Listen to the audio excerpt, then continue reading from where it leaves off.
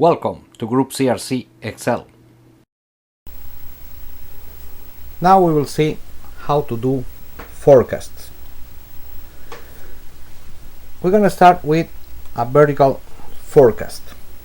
As you can see, we have the day,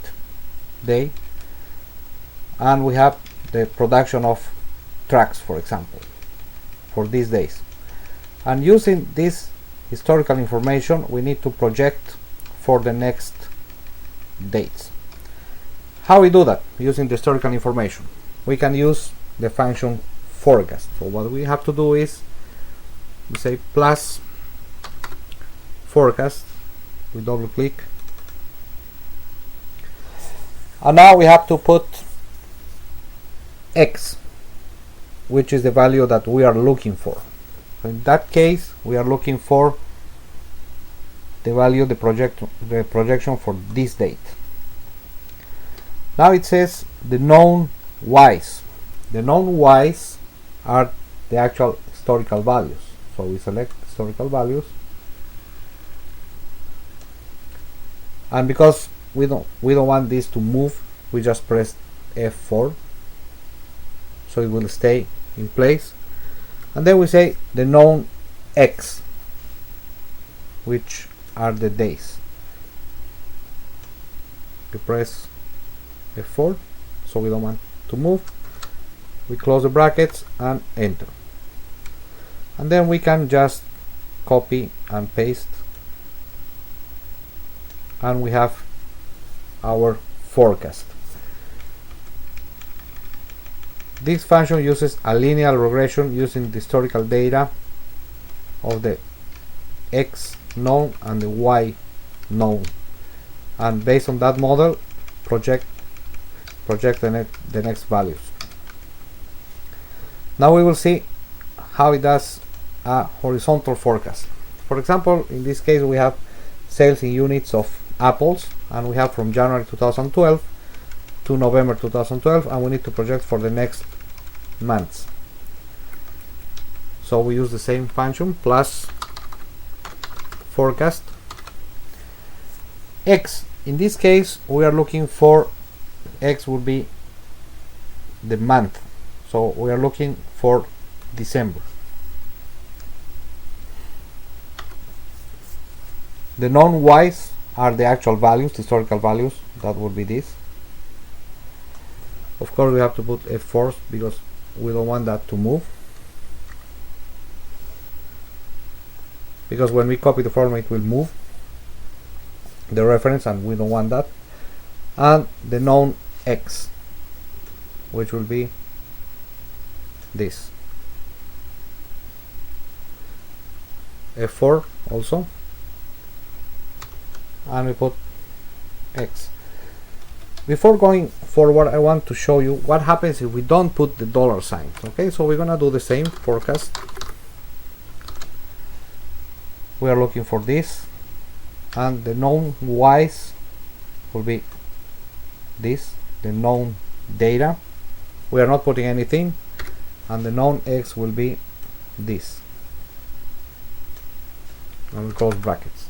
Now what happens if the first one will work, but if we copy for the rest of the series, it won't give you the final result, because look, for example, at September 2013. If you put F2, it's taking the projected values as historical data, which is not correct. It should take always the historical data that we know, the actual data. And because it's moving, the forecast would be wrong, unless you want kind of a moving average, but this is not either a moving average. So the correct way to do is to keep the historical data in place. So to avoid that, you put dollar signs in the formula. So for example, if you don't want to move the column to stay always in B, you have to add a dollar sign there.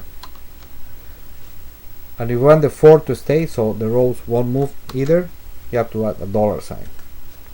Same for this, and same for this.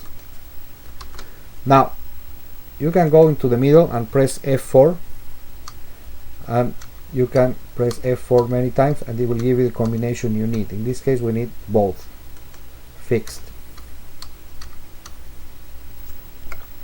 Enter, and we just copy, and actually this is the right forecast. Why we see the dollar signs are very important? Because now we're gonna see the multiple vertical forecast. Okay, let's say we have production of trucks, cars and SUVs, and we need to project for the three ones. So we start here and we use the same formula, forecast X known. Now X would be this, we are looking for this date to forecast, but think about when we copy the formula to the right, if we don't put a dollar sign in the A, the next column it will take from B, and the next it will take from C. It will move, and we don't want that because we are looking for this date. This is the X we are looking for, so we need to fix the A with a dollar sign. But we do want that it moves down, so if you copy the formula down, we want this to be 22, 23, because we are looking for this value, right? So this is the known X. Now comma, we can come here again. The known Y's are this for the tracks. Now think when we copy the formula down, it shouldn't move down, it should stay in 5 and it should stay in the row 20. But if you copy to the right, for the cars it should take the information from the cars, therefore you leave the B, which is the column, with nothing, so it will move, it's variable. And finally the known X, which is the historical X, is this. Now when we copy the formula either down or to the right, we don't want that reference to move, so you have to put dollar signs to the columns and to the rows. That's what we do, and then we close brackets.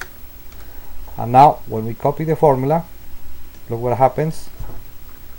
It's taking the historical data X, which is correct, is looking for this, and from the historical data of cars, SUVs the same. And now you can copy the three formulas down and it's done. So for example this or this, the historical data is didn't move, it's taking from SUVs and it's projecting for this value, so this is correct.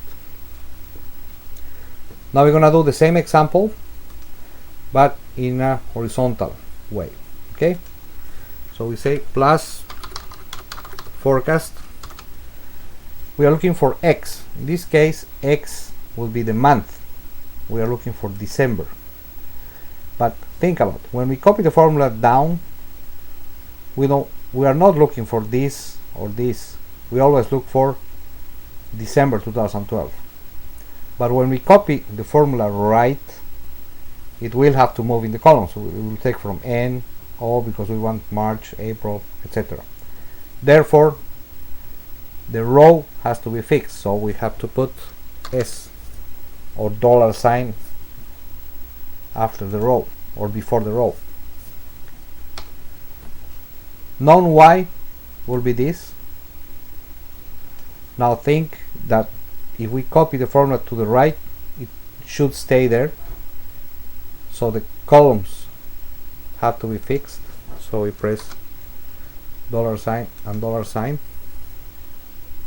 before the columns. And if we need to go down, it has to change for 5 or 6 or 7, so this is correct. And finally the known X, which would be this case we don't need that to move, it has to stay in the same place for any type of product or for any month. So we can press F4 and it will block the reference. We close brackets and we just copy, and we can copy that also, and it's done. So for example, let's take an example here, June 2013.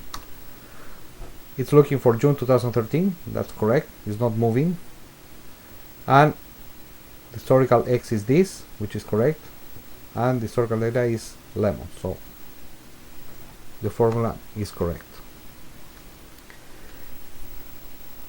If you need to practice, or you are interested on practice a little more and use this file, you can buy this file at www.groupcrc.com, or send us an email with questions or comments to service@group-crc.com. Thank you for watching.